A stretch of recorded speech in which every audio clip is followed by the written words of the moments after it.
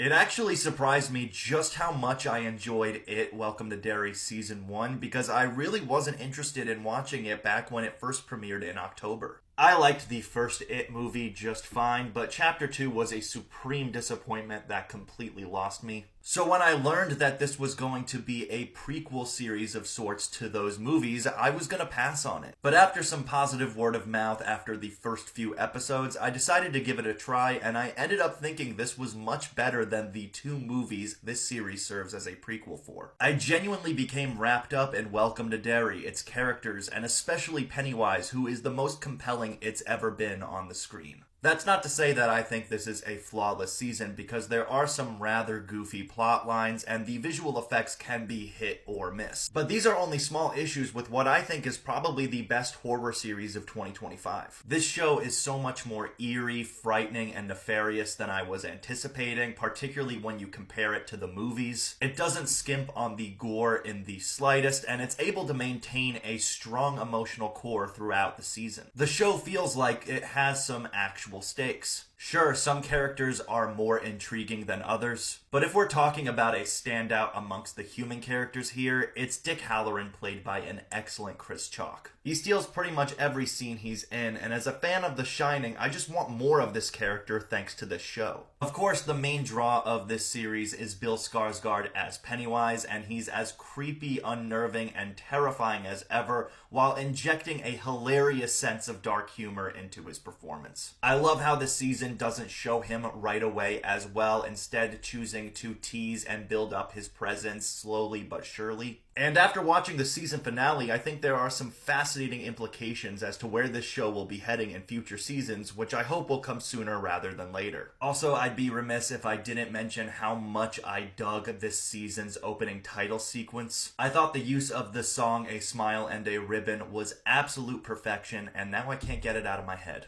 Overall, I give It Welcome to Derry Season 1 a 4 out of 5, and you can stream all the episodes now on HBO Max.